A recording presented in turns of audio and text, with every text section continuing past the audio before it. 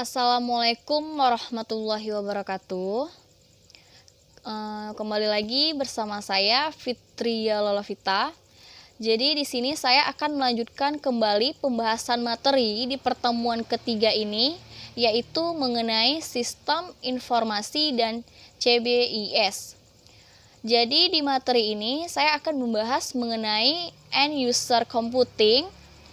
Nah, jadi sekitar pada tahun 1970 itu sebenarnya sudah dimulai adanya suatu kecenderungan yang berpengaruh besar pada penggunaan komputer.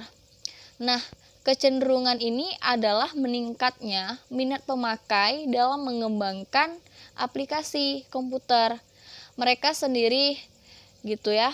Jadi nama yang diberikan pada situasi saat itu disebut dengan end user computing. End user itu kan sama halnya dengan pemakai yang menggunakan produk akhir dari suatu sistem berbasis komputer. Jadi sehingga dapat disimpulkan bahwa end user computing itu adalah pengembangan seluruh atau sebagian sistem berbasis komputer oleh para pemakainya.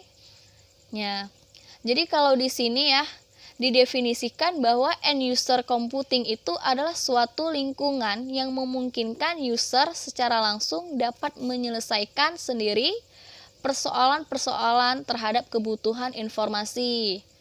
Jadi yaitu tadi ya, seperti yang sudah saya jelaskan tadi, apa sih yang dimaksud end user dan apa yang menyebabkan end user computing itu. Nah, kalau di sini dikatakan bahwa end user komputer ini berkembang karena adanya beberapa hal seperti kurang responsifnya departemen yang melayani permintaan user karena orang-orangnya yang terlalu sibuk, atau mungkin kecenderungan dari PC dan hardware pendukung yang semakin murah dan dapat dihubungkan dengan mudah ke server database ini. Inilah yang membuat end user computing ini semakin berkembang. Di samping itu ada juga beberapa alasan, yaitu seperti meningkatnya pengetahuan tentang komputer gitu. Jadi di berbagai tingkat manajemen, mungkin terutama di tingkat manajemen yang paling bawah itu mulai diisi oleh orang-orang yang menguasai komputer dengan baik ya. Kemudian alasan yang lainnya juga karena adanya antrian jasa informasi. Nah, maksudnya antrian jasa informasi ini adalah di mana unit jasa informasi itu tidak dapat menanggapi dengan cepat dan terjadi timbunan pekerjaan yang menunggu untuk diolah oleh komputer. Sehingga sebagian pemakai bahkan harus menunggu 2 atau sampai 3 tahun agar pekerjaannya itu dapat melewati timbunan permintaan yang belum dikerjakan. Jadi responsifnya itu kurang seperti alasan yang pertama ya tadi. Kemudian adanya perangkat lunak.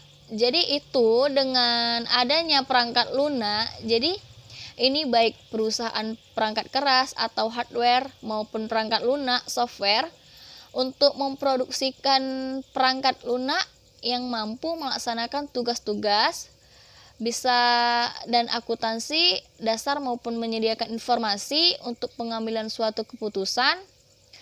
Nah, untuk perangkat lunaknya jadi itu biasanya menawarkan dukungan ya yang lebih baik dan kemudahan penggunaan dan memampukan perusahaan dan pemakai individu itu biasanya dengan sedikit atau tanpa keahlian komputer.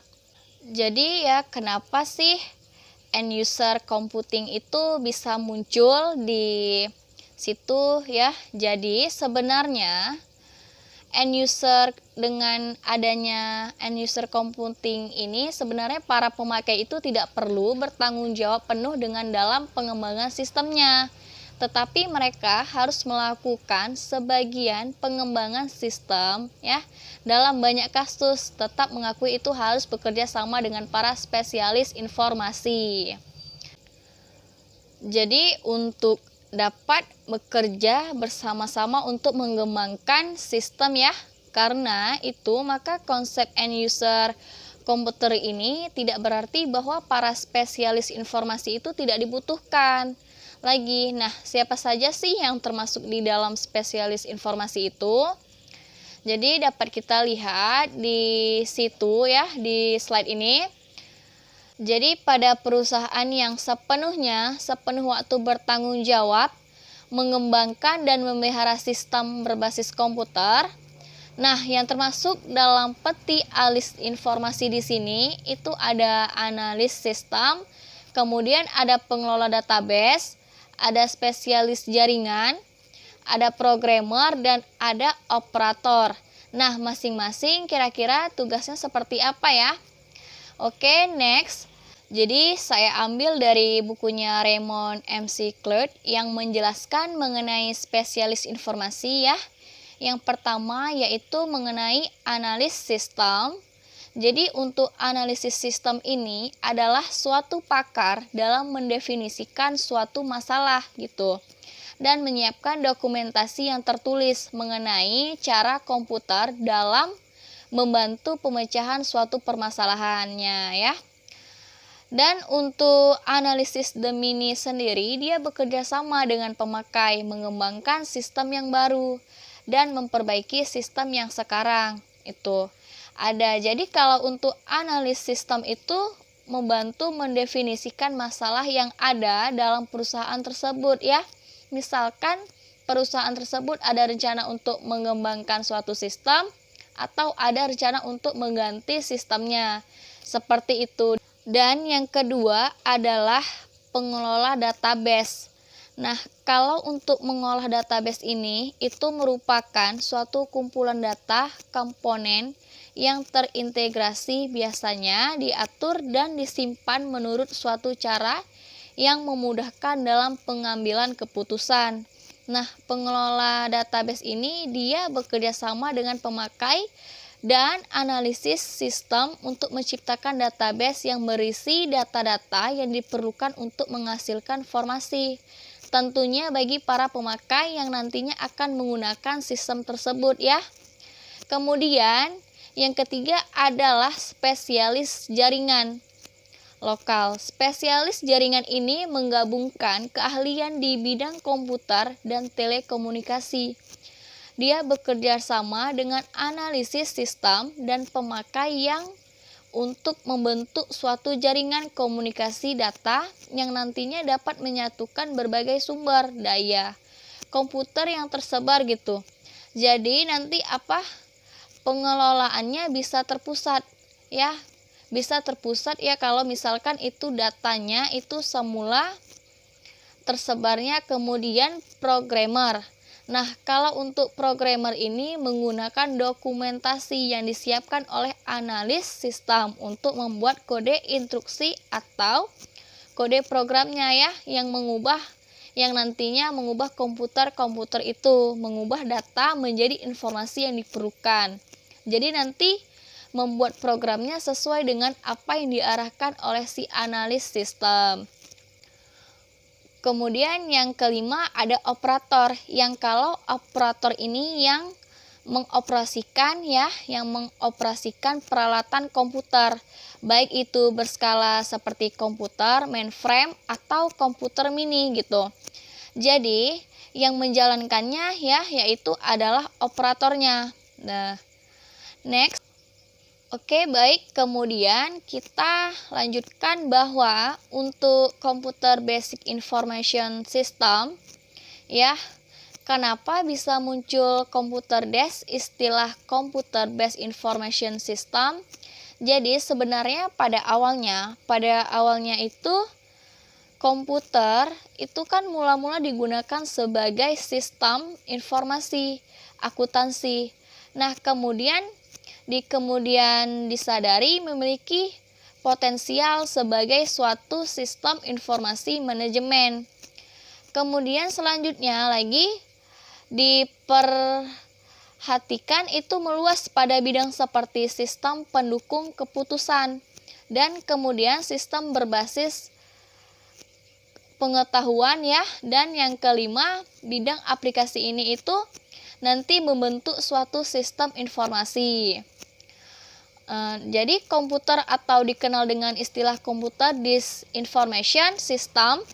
Nah, kalau di sini dikatakan bahwa seluruh aplikasi program komputer atau lebih dikenal dengan software di bidang bisnis tersebut lebih dikenal dengan istilah sistem informasi berbasis komputer atau CBIS. Nah, kemudian kita lihat di situ ya mengenai justifikasi CBIS ya.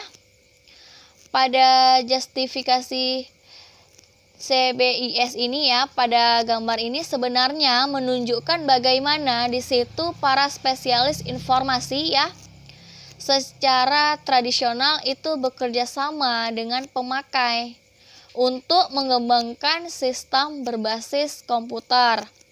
Nah, panah-panahnya itu menggambarkan arus komunikasi termasuk arus informasi. Terakhir, dari komputer ke pemakai itu kan ada anak panahnya ya, dari komputer ke pemakai. Di sini negara ini memperlihatkan rantai komunikasi tradisional yang menghubungkan para pemakai di sini dengan para sistem informasi ini ya. Ada pengolah database, analis the spesies jaringan Roger Ebert, komputer dan operator, dan komputer dan pemakai ini nanti dapat seorang manajer ataupun non-manajer ataupun individu atau organisasi yang ada di dalam lingkungan perusahaan. Ya, begitu. Ini maksud dari gambar ini tuh sebenarnya adanya rantai komunikasi ya, intinya antara pemakai ini dengan spesialis informasi ini dengan komputer ya. Oke, itu ya maksudnya ya.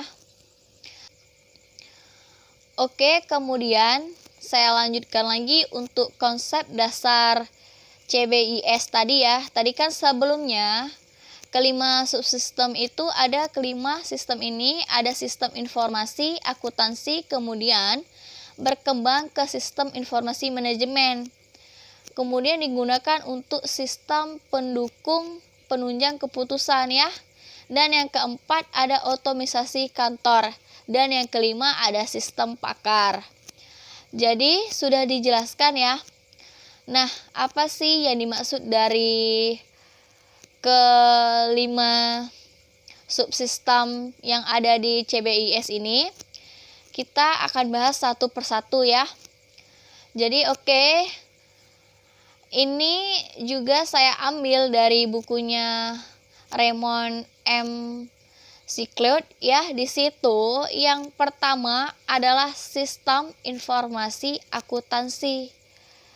Jadi di sini dijelaskan kalau sistem informasi akuntansi itu biasanya digunakan untuk melaksanakan aplikasi akuntansi perusahaan, di mana pengolahan datanya ini terdiri dari 4 tugas utama, yaitu apa saja, yaitu untuk pengumpulan data, manipulasi data, menyimpan data, dan penyiapan data. Nah, dan sistem informasi akuntansi ini lebih berorientasi pada data daripada berorientasi informasi, dan datanya sebagian besar itu bersifat historis ya. Kalau kita belajar sistem informasi akuntansi ya. Kemudian yang kedua adalah sistem informasi manajemen ya.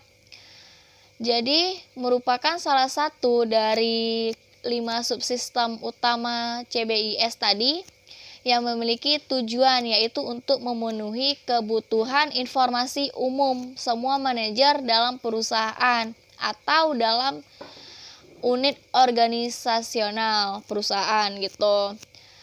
Dan berikutnya yang ketiga ini adalah sistem informasi pendukung ya keputusan atau disebut juga dengan DSS, Decision Support System.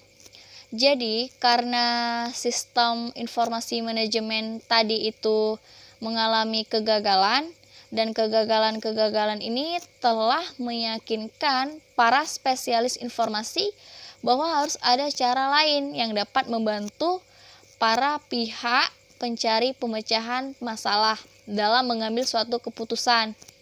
Sehingga pada tahun 1971 ini muncul istilah sistem pendukung pengambilan keputusan itu.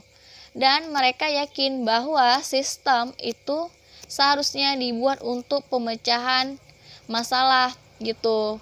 Jadi suatu sistem fungsi pendukung keputusan itu adalah suatu sistem yang membantu seorang manajer atau sekelompok kecil manajer untuk memecahkan suatu masalah, ya. Begitu, ya. Nah, kemudian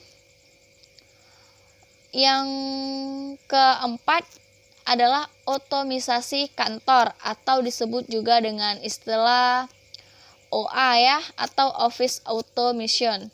Jadi istilah atau otomisasi ini dimulai dari pabrik ya. Kalau zaman dulu ya dimulai dari pabrik, kemudian menyebar ke kantor dalam bentuk otomisasi kantor.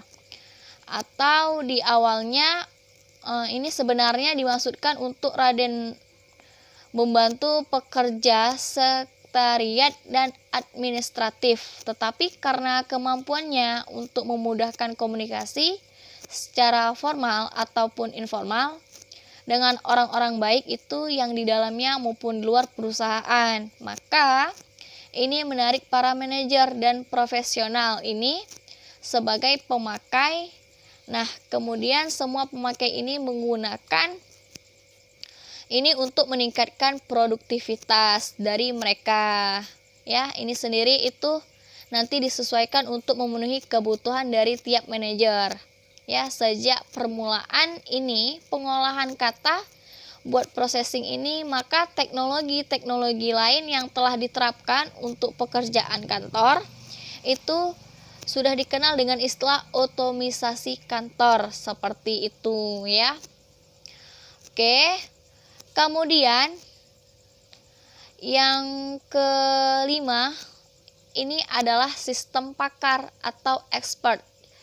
Jadi sistem ini, kalau untuk sistem pakar di sini dikatakan bahwa subsistem REST base yang menarik paling banyak perhatian dari para ilmuwan komputer dan juga spesialis informasi itu adalah sistem pakar itu sendiri, di mana yang pakar merupakan subset atau bagian kecerdasan buatan atau disebut dengan istilah artificial intelligence ya.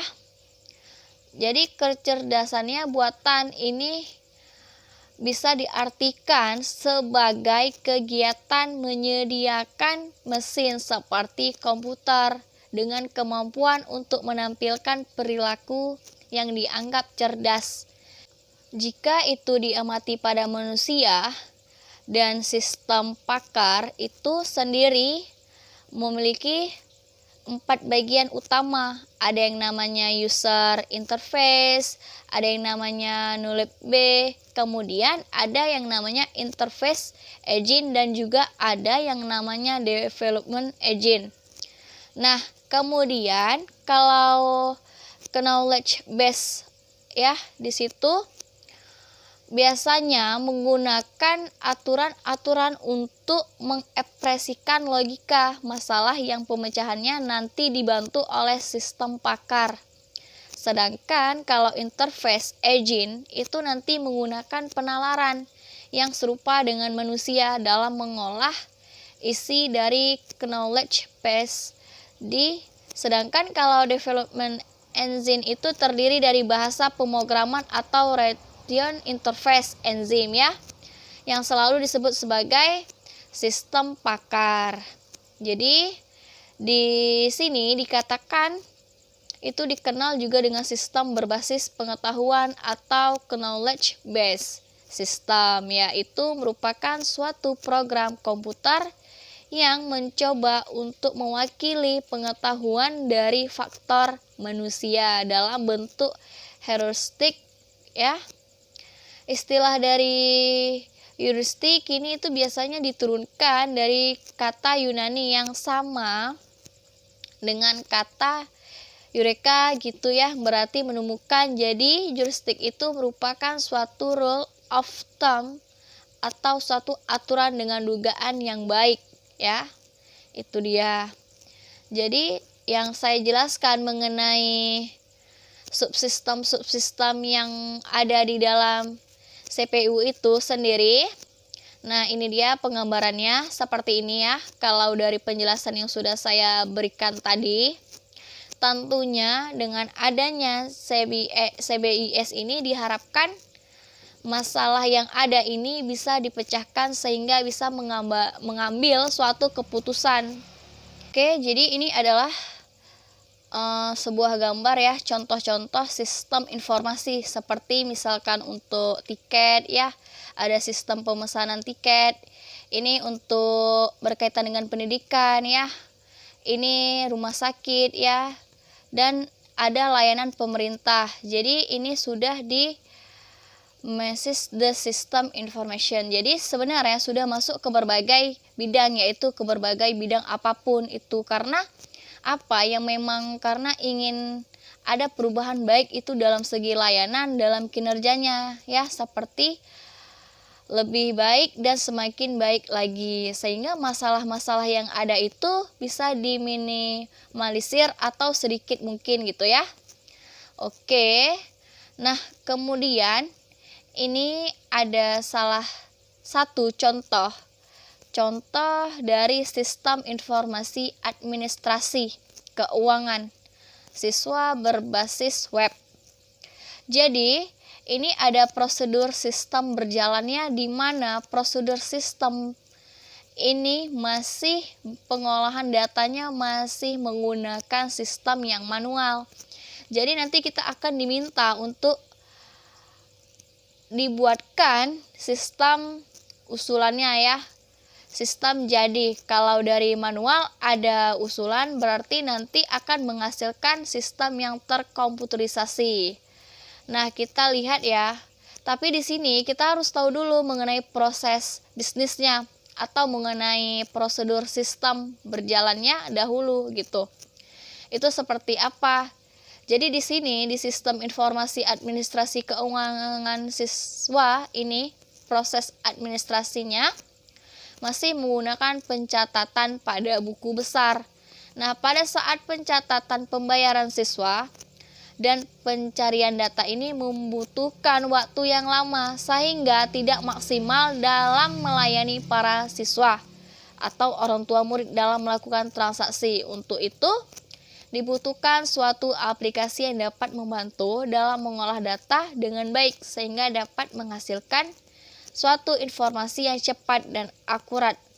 Jadi di sini dilakukan pengembangan sistem dari manual ya, komputerisasi, di mana komputerisasinya ini lebih ke berbasis web ya, aplikasi programnya ini berbasis web. Karena apa? Ini karena adanya masalah-masalah yang seperti yang tadi ya. Jadi sebuah sistem itu dikembangkan atau dibuat itu biasanya karena sistemnya yang sebelumnya itu ada masalah. Kalau di sini masalahnya ini contohnya misalkan pencatatan pembayaran siswa, pencarian data ini membutuhkan waktu yang lama sehingga tidak maksimal. Nah, ini menjadi masalah sehingga masalah ini harus segera teratasi. Caranya bagaimana? Yaitu melakukan pengembangan sistem. Tentunya yang misalkan masih manual, kita kembangkan, kita buatkan aplikasi programnya untuk memudahkan. Nah, kebutuhan-kebutuhan yang diperlukan nantinya dalam pengembangan sistemnya itu, di sini ada admin keuangan. Nanti kebutuhannya misalnya di aplikasinya, program yang akan dibuat ya, butuh yang namanya login. Kemudian nanti bisa mengelola transaksi. Nah, untuk mengkonfirmasi pembayaran dan juga nanti bisa mengelola laporan pembayaran. Kemudian logout. Nah, nanti admin ini hanya diberikan hak akses ini saja karena di kebutuhannya yang diperlukan hanya ini. Sedangkan kalau misalkan untuk admin kurikulum, nanti tugasnya dia diberikan wewenang untuk melakukan login ya. Kemudian mengelola data siswa, mengelola data kelas, dan logout. Jadi untuk admin kurikulum ini ya diberikan hak akses untuk konfirmasi pembayaran ya, misalkan untuk mengolah transaksi itu. Nah, jadi tugas admin keuangan ini yaitu kebutuhannya dari pemakainya, nanti ditentukan, nanti dia dapat apa, bisa apa gitu, seperti itu. Nah, jadi kalau untuk siswa baru ya, dilihat dari data keuangannya, bisa dilihat dari data tunggakannya, kemudian bisa dilihat dari data laporan pembayaran, kemudian juga bisa melakukan konfirmasi pembayaran ya, ataupun bisa mengelola profil dari siswa dan juga melakukan logout. Nanti ini dia menunya. Nanti akan dibuat sedemikian rupa. Nah, aplikasi programnya ini harus sama di sini. Kita butuhkan ya, kita tentukan setiap pemakainya dari sistemnya itu. Jadi kayak sistem informasi akuntansi keuangan berbasis web ini diturunkan masing-masing ya, pemakainya itu siapa saja yang nantinya programmer ya, harus sesuai dengan yang diinginkan gitu ya. Setelah kebutuhan-kebutuhan itu tadi, kita sudah bisa tentukan ya tahapan perencanaannya, kemudian tahapan pada analisanya ya, kebutuhannya yang dibutuhkan itu apa saja. Nanti ada perancangan. Nah, perancangan ini salah satunya ya, yaitu dengan membuatkan mockup ya. Mockup, kita buatkan mockupnya seperti yang digambar ya. Ini untuk login, itu dia ya. Bisa kita lihat itu ada username, ada password, kemudian nanti di sini kita isi ya, kita klik gitu. Jadi untuk password ini harus benar-benar, karena untuk masuknya. Nah, jadi ini dia untuk menu utamanya dari admin keuangan ya. Itu dia. Dilihat di gambarnya, di situ ada berupa transaksi pembayaran ya. Itu dia, ada tahap-tahapannya. Jadi seperti itu ya. Jadi nanti bisa dibuatkan mockupnya. Nah, kemudian diperjelas ya satu persatu. Yang untuk transaksi yang tadi, yang untuk pembayaran utang seperti ini. Nah, itu dia tampilannya.